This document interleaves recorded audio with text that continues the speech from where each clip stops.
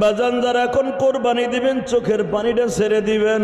আপনার কেন পশুটারে জবাই দেওয়ার আগে গোসল দিতে হয়? এটা ইব্রাহিম আলাইহিস সালামের সুন্নাত। ইসমাইল রে বাবা গোসল করাইছিল। আপনার পশুটারে কেন আদর করা সুন্নাত?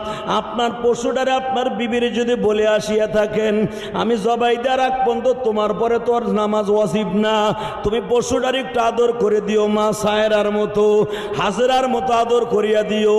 আপনি পশু কিনে আনছেন, আপনার বিবিও কিন্তু আপনার সাথে পশুর সাথে জান্নাতে যাবে। বাজান এই জন্য মহিলাদের সিস্টেম, আপনি আসবেন ঈদগাহে, আপনার বিবি পর্দার সহিত আপনার পশুটারে আদর করবে, পশুটারে সুন্দর করে বিদায় দিবে। যাগো পশু যা, আলে আমার মালিকের কাছে আমার বিরুদ্ধে মামলা দায়ের করিস না, দুদকের মামলা দিস না, জুলুমের মামলা দিস না, আমি বাঁচতে পারবো না। এই কথা বলিয়া পশুটারে জবাই দিবেন গো বাবা।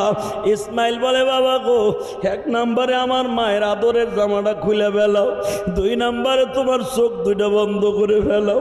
বাবা গো, এই যে আমি যেই রুমাল টানছিলাম মায়ের জন্য হাতিয়া লয়ে যাব, আমার মা আমার জমজমের পারে দাঁড় করে গোসল করার সময় বলছিল তোর বাবার বন্ধু তোরে যা খাইতে দিবে আমার জন্য হাদিয়া লয়ে আসবি। মার জন্য তো আর হাদিয়া নিয়ে যাইতে পারলাম না, এই রুমাল দিয়া তোমার চোখটা বাইন্ধে লও।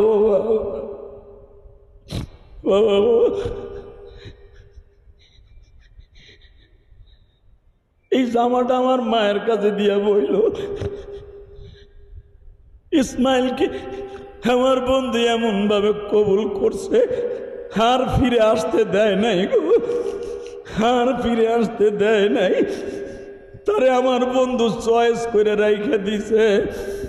বাবার একটা কথা কই, রাগ করো না, সময় কম, তুমি পাইব না। আমি বুঝি মরার থেকে বাঁচার জন্য এইগুলা করতেছি না বাবা।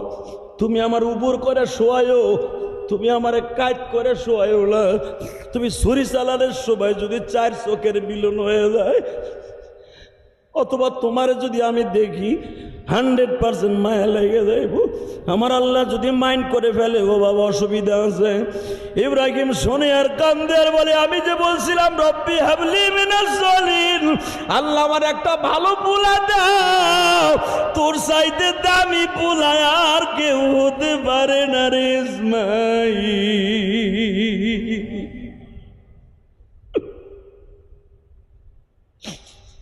আমি ভাবছিলাম তুই যদি রাজি না হস, এই দেখ আমার জামার দিকে তাকায় দেখ, আমার মাজার মধ্যে প্রায় 22 হাত লম্বা একটা রশি লই আইছি, যদি তুই রাজি না হস এই রশি দিয়ে বাইন্ধে তোরে জবাই দিব, তবু আমার মালিকের হুকুম আমি পালন করব। ইসমাইল বলে বাবা গো, ঠিকই তুমি যদি আবার রশি দিয়ে বাঁধো, আমার মা জিজ্ঞেস করবে আমার ইসমাইল রাজি ছিল না, তুমি বাইর দেয় তারপর আবার ইসমাইলকে রাজি করছো। বাবা আমারে বাঁধতে হবে না, রশি লাগবে না, বাবা ওই লতা বতা দিয়ে আমার একটু বাইন্ধে লও, যেন আমার লাথি তোমার গায়ে না লাগে। বাবা গো, যাইবার আগে একটা সত্য কথা শুনে যাও, যারা কোরবানি দিবেন চোখের বাড়ি দেখুন আমার মালিকরে খুশি করবেন।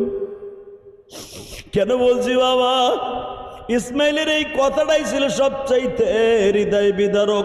এই জন্য আল্লাহ করে ডাক দিয়া বলেন, قد صدقت الرؤيا كذلك نجزي المحسنين।